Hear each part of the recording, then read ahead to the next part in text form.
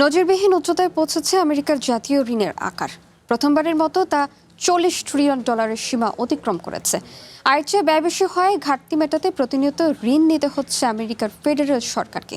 অর্থনীতির আকারের তুলনায় ঋণ বাড়ছে আশঙ্কাজনক হারে। নগদ নিয়ে এলো হার না মানা হার অফার। সর্বনিম্ন 10,000 টাকা রেমিটেন্স নগদে পাঠালে থাকছে স্বর্ণের হার জেতার সুযোগ। ঋণের ভারে জর্জরিত আমেরিকা। প্রথমবারের মতো দেশটির জাতীয় ঋণের পরিমাণ ছাড়িয়েছে $40 ট্রিলিয়ন। মঙ্গলবার দেশটির ট্রেজারি ডিপার্টমেন্টের পক্ষ থেকে এই তথ্য জানানো হয়।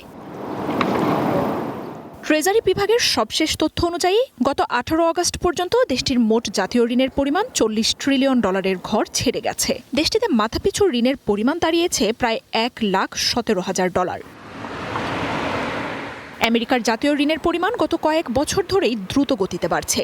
10 বছর আগেও এই পরিমাণ ছিল $20 বিলিয়ন। বাইডেন ও ট্রাম্পের শাসনামলে তা দ্বিগুণ বেড়েছে। গত 5 মাসের ব্যবধানে ঋণ বেড়েছে $1 ট্রিলিয়ন।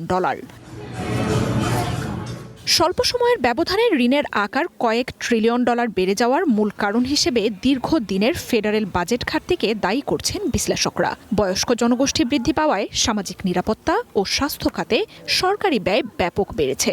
বিভিন্ন বিলে দেয়া হয়েছে শুল্ক ছাড়। এছাড়াও সামরিক ও করোনা খাতেও বেশ কয়েকটি প্যাকেজে বেড়েছে ব্যয়ের পরিমাণ। আয়ের চেয়ে ব্যয় বেশি হওয়ার এই ঘাটতি মেটাতে প্রতিনিয়ত ঋণ নিতে হচ্ছে সরকারকে। শুধু ঋণ নয়, তা পরিশোধে সুদের চাপও বাড়ছে ওয়াশিংটনের ওপর।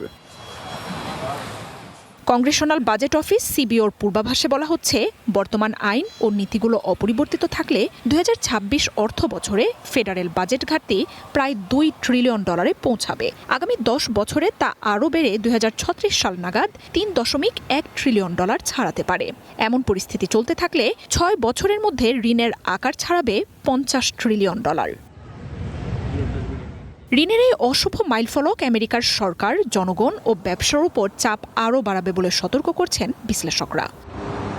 মার্জিয়া উপমা, ওয়ান ইন্টারন্যাশনাল ডেস্ক।